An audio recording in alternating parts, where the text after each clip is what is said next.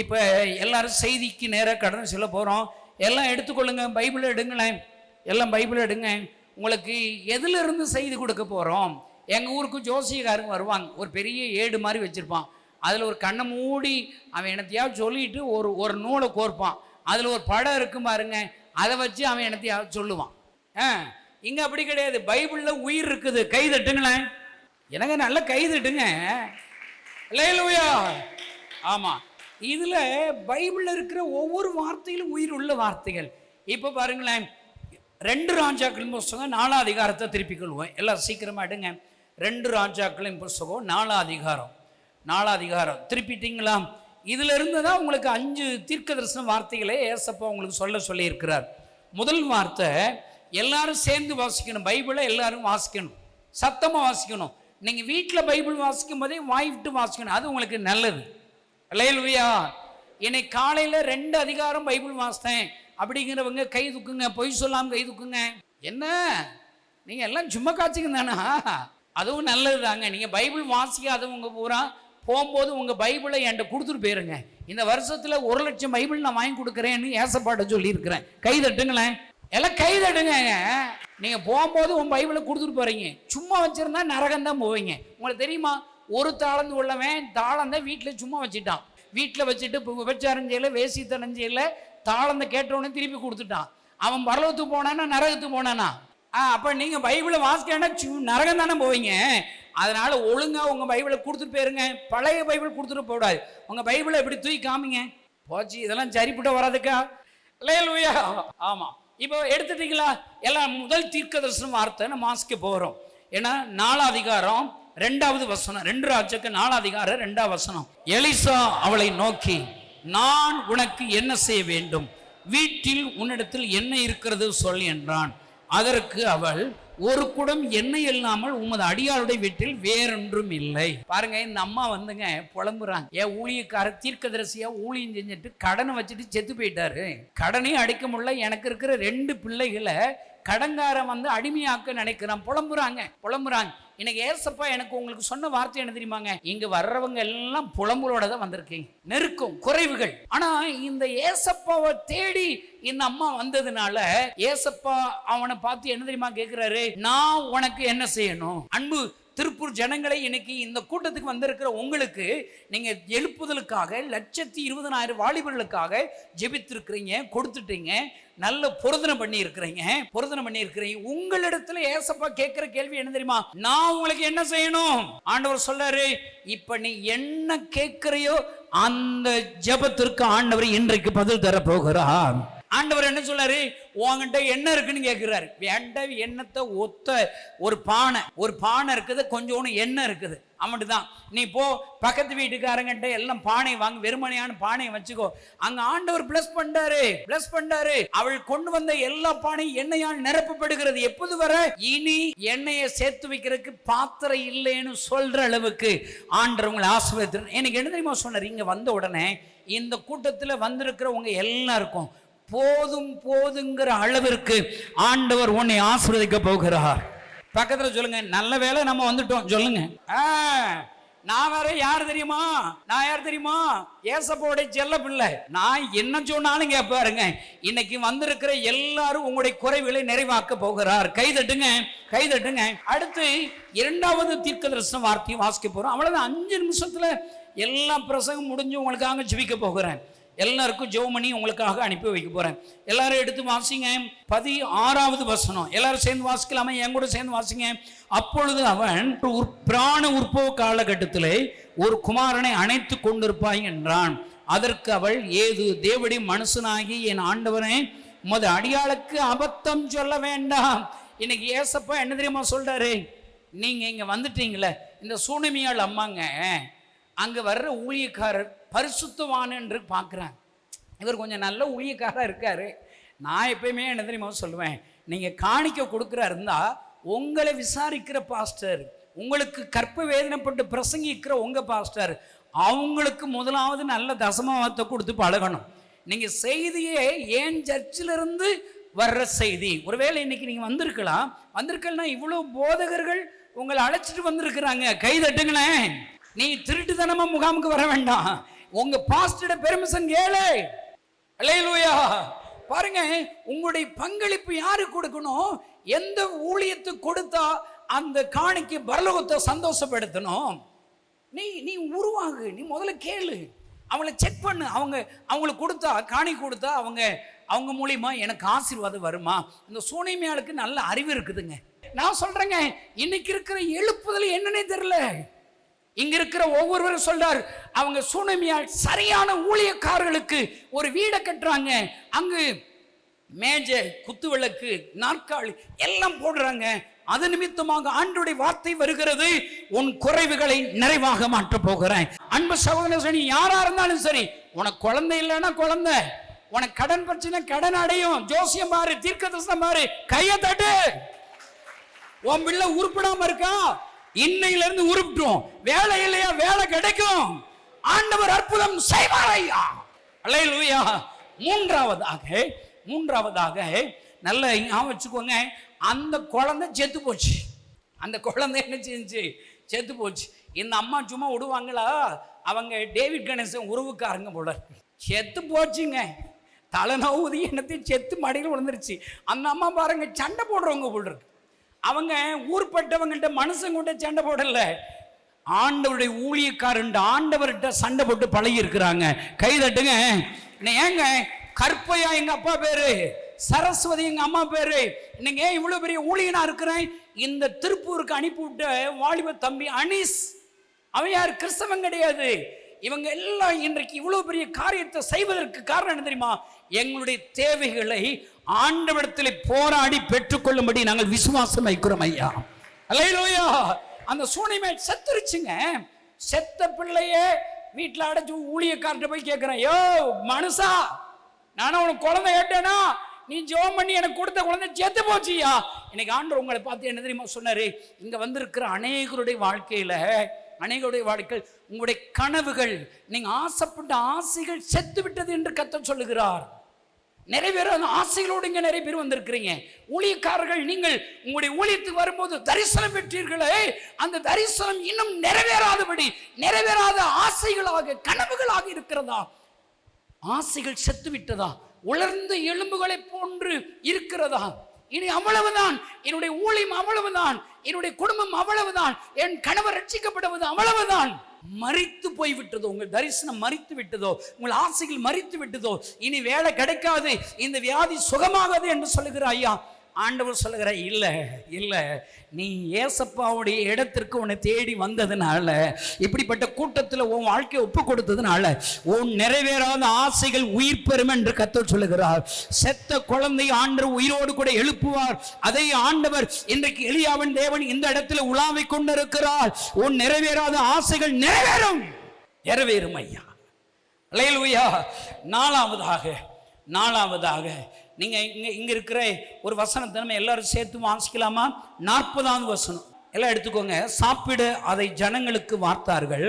அவர்கள் அந்த கூழில் எடுத்து சாப்பிடுகிற போது அதை சாப்பிடக்கூடாமல், எனக்கு ஏசப்பா சொல்ற புலம்பல் என்ன தெரியுமா? உங்ககிட்ட இருந்தா உளறல் வருது. ஐயோ, பானையில் ஜாமம் இருக்குது, டேவிட் கணேசா என் தொழில் பண்ணாம பிள்ளி சுனியம் வச்சுட்டான், ஐயோ வேதனை இருக்குது, பலகீனம் இருக்குது, எனக்கு கொடுக்குற சாப்பாடுல விஷம் இருக்குது, குறைச்சல் இருக்குது. ஐயா, புலம்பலோடுங்க வந்திருக்கிறீங்களா? தண்ணி இருக்குது, ஆனால் மாறாவாக இருக்கிறது. என் குடும்பம் கசந்தவர், ஒரு கம்பெனியில பிசினஸ் பண்றேன், ஆனால் அதுல குறைவுகள் இருக்கிறது என்று புலம்புகிறீர்களா?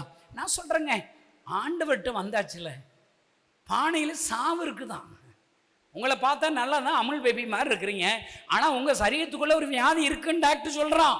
உன் வீட்டில் வியாதி இருக்குன்னு டாக்டர் சொல்றான். உன் வீட்டில் கடன் பிரச்சனை இருக்கு, நெருக்க இருக்குது, அவமானக்கு புலம்பலோடு வருகிறீர்களா? ஏசப்பா எனக்கு என்ன தெரியுமா சொன்னாரு? அங்கு அந்த ஊழியர் எனக்கு யோசிக்கிறாருங்க. அவரு என்ன சரி, பானையில் சாவு இருக்குன்னு சொன்ன உடனே அந்த ஊழியக்காரர் நினைச்சிரு அடுத்த வசனத்துல, அப்பொழுது அவன் மாவை கொண்டு வர சொல்லி அதை பானையில போட்டு, இவ்வளவுதான். என்னங்க, விஷத்துக்கும் மாவுக்கும் என்ன அதெல்லாம் சம்பந்தம் இல்லை, ஆனா சம்பந்தம் இருக்குது. எப்படி ஆகும்? அது அப்படிதான் ஆகும். 100 வயசு குழந்தை பிறக்குமா? இலை பேசப்படாது, ஏசப்பா சொல்லிட்டாரு, பிறக்கும். கை தட்டுங்க. அல்லேலூயா. நான் ஒரு ஆசிரியத்தில் பிரசங்கம் பண்ணேன், ஒரு வீட்டு ஜப கூட்டத்தில். ஒரு பக்கத்து வீட்டில் இருக்கிற ஒரு அக்கா வந்துட்டாங்க. கணேசா, 5 வருஷமா குழந்தை இல்லை, நான் அமெரிக்கா இருக்கேன், குழந்தைக்கு ஜெபம் பண்ணேன். நான் கொஞ்சம் விதண்டாவாதமான ஊழியக்காரங்க. 5 வருஷம் குழந்தை இல்லையா? நாங்கன்னா 1 வருஷத்துல குழந்தை பிறந்துருச்சுங்க.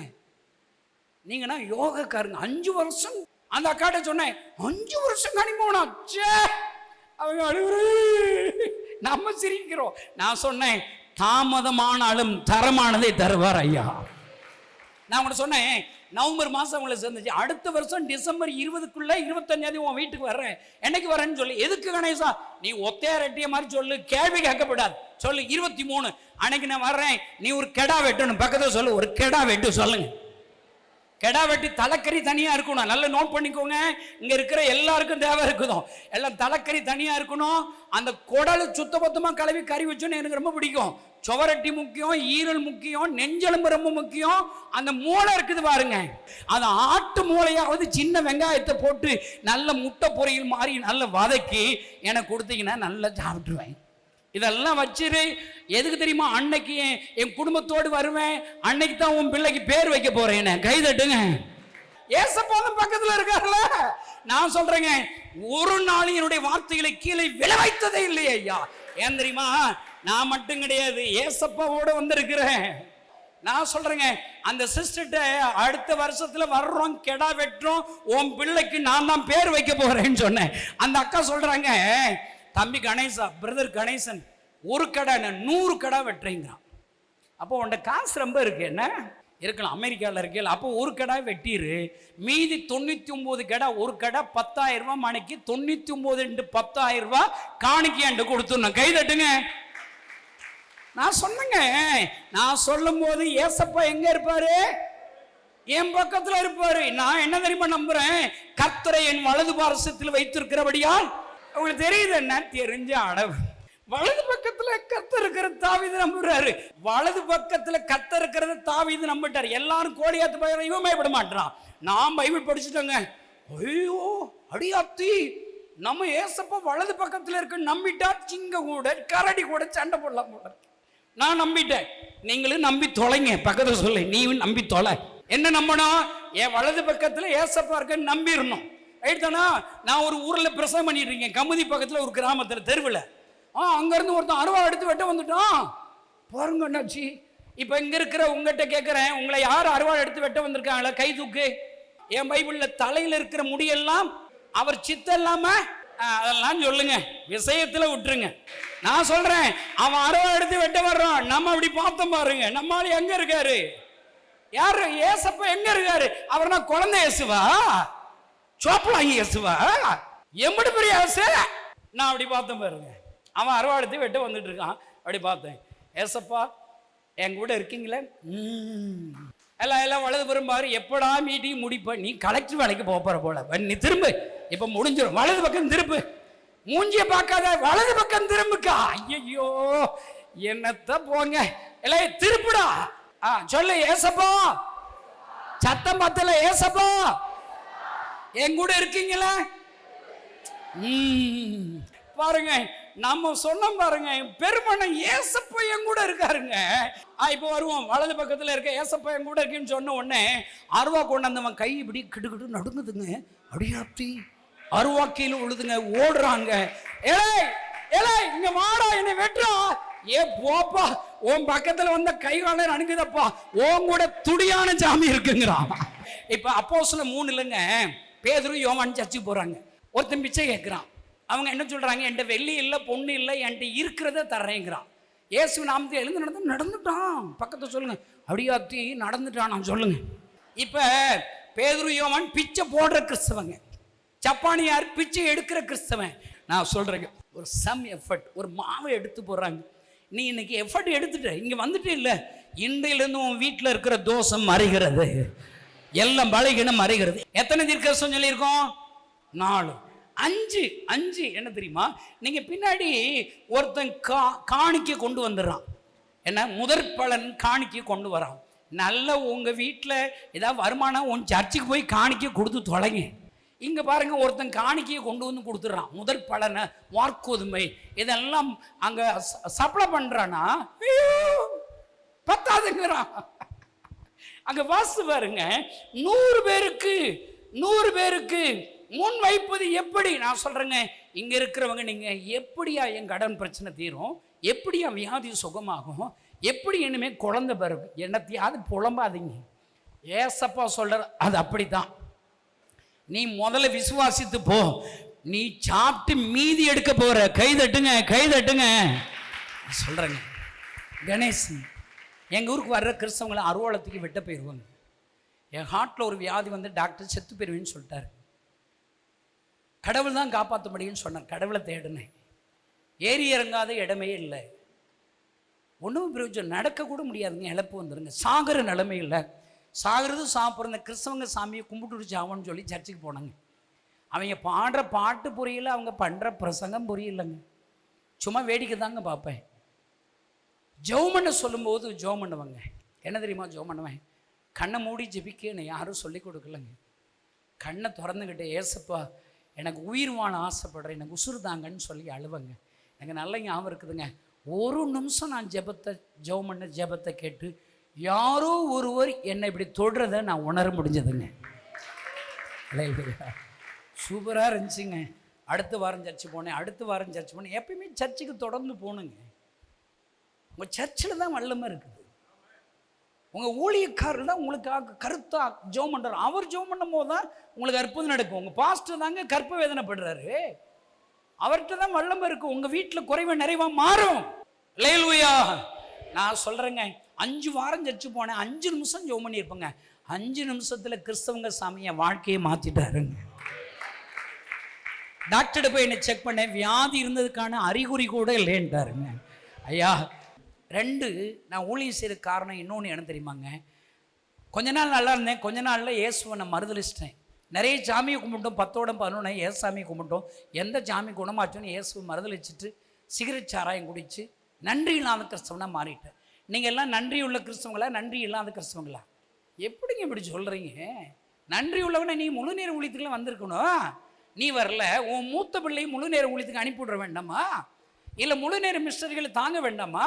நன்றி உள்ளவனா உனக்கு சொத்து மதிப்பு என்ன? உன் வீட்டோட சொத்து மதிப்பு 1 கோடியா? 10 லட்சத்தில் நீ சர்ச்சு கட்டி கொடுத்தியா? உங்கள் பாஸ்டருக்கு 50 லட்சமா 5 லட்சத்தில் நீ சர்ச்சு கட்டி கொடுத்தியா? நீங்கள் நன்றி உள்ளவங்களா? நன்றி உள்ள 1 மணி நேரம் ஜெபம் பண்ணுவேன். நன்றி உள்ளவங்கன்னா உனக்கு தெரிந்த வாலிபர்களை அழைச்சிட்டு யூத் கேம்புக்கு வருவ. தமிழ்நாடே நன்றி கட்ட கிறிஸ்தவங்க, நம்மளை தவிர, இந்த மீட்டிங் தவிர. இல்லையா? நான் நன்றி இல்லாமல் வர மறுதலிச்சு ஜீரச்சாரையும் குடிக்க. ஆனாங்க மறுதலிச்ச என்னை தேடி உங்கள் ஏசப்பா என் ஊருக்கு வந்தார். நான் அவரை பார்த்தேன். அவர் யாருன்னே தெரியாது, அவர் இயேசுனே எனக்கு தெரியாது. ஒரு பாலடைஞ்ச கட்டடத்தில் தூங்குற பழக்கம். தூங்கி எந்திரிச்சு வீட்டுக்கு போகணுன்னு சொல்லி ஆயத்தமாக இருக்கிறேன். பூட்டுன்னு அறைக்குள்ளே அழுது கொண்டே இருக்கிறார். அவரை பார்க்குறேன், தேம்பி அழுகிறார். பாரத்தை சொல்லி அழுகிறார். நானே தேவன், என்னை தவிர வேறு தேவர்கள் இல்லை.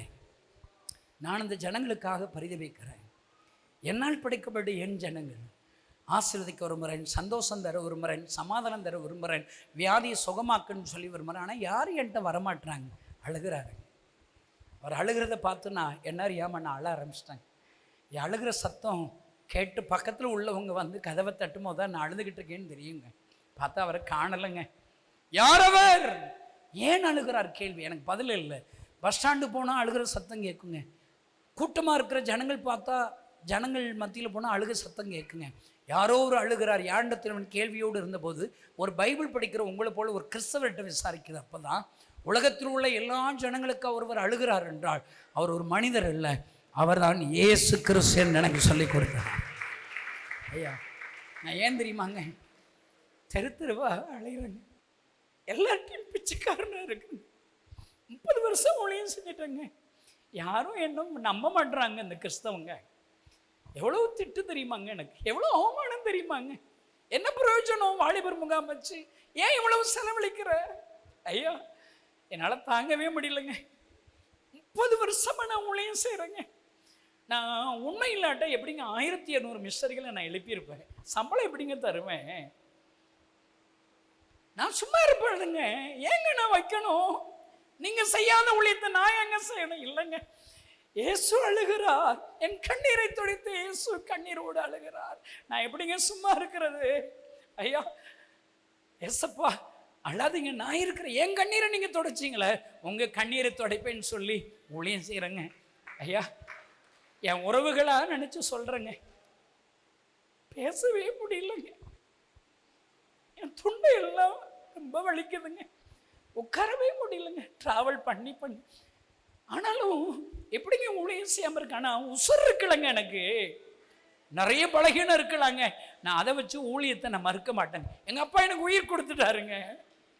ஏசு என் கண்ணீரை துடைச்சாண்டவர் கண்ணீரோட அழுகிறார். ஐயா எப்படி ஐயா நான் சும்மா இருப்பேன்?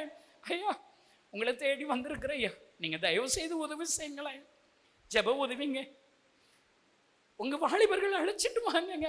நம்ம தமிழ்நாட்டுடைய எழுப்புதல் வாலிபர்கள் கையில தாங்க இருக்குதுங்க. வாலிபர் கையில தாங்க இருக்குது. நீங்க ஒவ்வொருவரும் நீங்க இந்த உருவாகுவதற்கு 1,00,000 வாழ்வுகளுக்கு உதவி செஞ்சீங்கன்னா, ஒரு எலிசா உருவானா 5 அற்புதம் நடக்குதுல்ல. நீ எலிசாவை உருவாவதற்கு நீங்க உதவி செஞ்சீங்கன்னா 5 விதமான தீர்க்கதரிசன வார்த்தைகள் உங்களுடைய வாழ்க்கையில நடக்கும். எல்லா கண்களை மூடுவோம், எல்லா கண்களை மூடுவோம். நான் சின்ன ஜெபம். முதல்ல நீங்கள் என்ன தெரியுமா ஜெபிக்கணும்? எனக்கு ஒரு அற்புதம் செய்யணும்னு நீங்கள் ஜெபிக்க வேண்டாம். நீங்கள் முதல்ல என்ன தெரியுமா செய்யணும்? ஏசப்பா கைகளில் உங்களை ஒப்பு கொடுங்க. ஏசப்பா கண்ணீரோடு இந்த இடத்துல வந்திருக்கிறார். நீங்கள் சொல்லுங்கள், யாரை அனுப்புவேன் என்று அழுத போது ஏசையா சொன்னார், என்னை அனுப்பும், நான் இருக்கிறேன். இன்றைக்கு உங்கள் அருகில் இயேசு அழுது கொண்டு இருக்கிறார். நீங்க சொல்ல வேண்டிய ஜெபம் என்ன தெரியுமா? ஏசப்பா அழாதீங்க, நான் இருக்கிறேன். எல்லா கைகளை வானத்துக்கு நரக தூக்குங்க, கைகளை வானத்துக்கு நரக தூக்குங்க. எல்லாம் சொல்லுங்க, ஏசப்பா அழாதீங்க, நான் இருக்கிறேன். ஜெபம் பண்ணி உம்முடைய கண்ணீரை துடைப்பேன். சொல்லுங்க, ஊழியம் செய்து உம்முடைய கண்ணீரை துடைப்பேன். என்னால என்ற காணிக்கை கொடுத்து கண்ணீரை துடைப்பேன். என் திருச்சபை ஊழியத்தில் ஒரு ஆத்துமாவை அழைச்சிட்டு போய் உம்முடைய கண்ணீரை துடைப்பேன். திருச்சபை ஊழியக்காரர்களுக்காக ஜெபம் பண்ணுவேன். ஆண்டவர்கிட்ட சொல்லுங்க, என் திருச்சபையில் வாலிபர்கள் ரட்சிக்கப்பட்டு சபையில சேர்க்கப்பட என்னால என்ற உதவிகளை செய்வேன். ஏசப்பா அழாதீங்க, நான் இருக்கிறேன். சொல்லுங்க, ஒப்பு கொடுங்க. யாரை அனுப்புவேன் என்று ஜெபித்த போது என்னை அனுப்பும் என்று ஏசையா சொன்னாரு. இந்த கணேசன் பத்துக்கத்துல ஆண்டவர் அழுகிறார், ஏசு அழுது கொண்டு இருக்கிறார். நான் அவரை பார்த்து சொல்றேன், ஏசப்பா அழாதீங்க, நான் இருக்கிறேன். ஏசப்பா அழாதீங்க, நான் இருக்கிறேன். நீங்க சொல்லுங்க, நீங்க ஒப்பு கொடுங்க. ஏசப்பா அழாதீங்க, நான் ஜெபம் பண்ணி உம்முடைய கண்ணீரை துடைப்பேன். ஊழியம் செய்து உம்முடைய கண்ணீரை துடைப்பேன். என்னால என்ற ஊழியத்தை செய்து உம்முடைய கண்ணீரை சொல்லுங்க. உங்களை ஒப்பு கொடுங்க. இந்த முகாமிற்காக டெய்லி ஜெபம் பண்ணுவேன், உபவாசம் இருப்பேன். ஒப்பு கொடுங்க. நான் இப்பொழுது 5 அற்புதங்கள் நடக்கும்படி ஜெபிக்க போகிறேன். எல்லாரும் உங்களுடைய இருதயத்தில் கைகளை வச்சுக்கோங்க. ஏசப்பா கண்ணீரை துடைச்சிங்களே, உங்க கண்ணீரை துடைக்கும்படி நான் ஜெபித்து நிறைவு செய்ய போகிறேன். உங்களுக்கு என்ன அற்புதம் வேணும்? குழந்தை பாக்கி வேணுமா? திருமண தடைகளா? வியாதியோடு வந்திருக்கீங்களா? கடன் பிரச்சனையா? உங்களுடைய பிசினஸ்ல போராட்டமா? ஒப்பு கொடுங்க. எல்லாம் ஜெபம் பண்ணுங்க, சின்ன ஜெபம் பண்ணுங்க. அவ்வளவுதான். இயேசுவின் கண்ணீரை துடைக்க ஒப்பு கொடுத்ததுனால உங்க கண்ணீரை அவர் துடைப்பார்.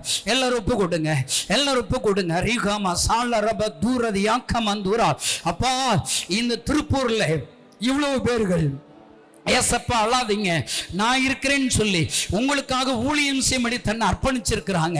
தன்னால் என்ற காணிக்கை கொடுக்கும்படி அர்ப்பணிச்சிருக்கிறாங்க. ஆண்டவரே, இந்த முகாமில் அநேக எலிசாக்கள் பங்கு பெறும்படி தன்னால் என்ற உதவி செய்யும்படி அர்ப்பணிச்சிருக்கிறாங்க. உங்க கண்ணீரை துடைக்கும்படி அர்ப்பணித்த இவங்களுக்கு அந்த 5 விதமான அற்புதங்கள் நடப்பதாக. ஆண்டவரே, வெறுமையான பாத்திரத்தை நிரப்புவீராக. இவர்கள் குறைவுகள் நிறைவாக மாறுவதாக. மரித்து நிறைவேறாத தரிசனம் இயேசு கிறிஸ்துவின் நாமத்தால் வாழ்க்கையில் நடப்பதாக, பிசினஸ்ல நடப்பதாக. இன்றைக்கு அதற்கான வழிகள் திறக்கப்படுவதாக. ஐயோ, பானையில் விஷம் இருக்கிறது, குறைவு இருக்கிறது என்ற அந்த குறைவை நிறைவாக மாற்றுவீராக. மாறாவை மதுரமாக மாற்றுவீராக. என்னிடத்தில் கொஞ்சம் இருக்கிறது, இதை வைத்து நான் எப்படி வாழ போகிறேன்? ஆண்டவரை, மீதியாக துணிகள் எடுப்பதாக. ஆண்டவரை, இவளை ஆசீர்வதிப்பீராக. உங்க ஊழியக்காரனை ஜெபம் பண்றேன். உங்க செல்ல பிள்ளை கணேசன் நான் ஜெபிக்கிறேன். நீங்க எனக்கு கொடுத்த அதிகாரத்தின்படி என் உறவுகளை அவங்களை ஆசீர்வதிக்கிறேன். ஆண்டவரை, கர்த்தர் தம்முடைய வல்லமை விளங்க செய்யுங்க. தொடர்ந்து வாலிபர் முகாமை ஆசீர்வதியும். இயேசுவின் நாமத்தினால் பிதாவே, ஆமென்.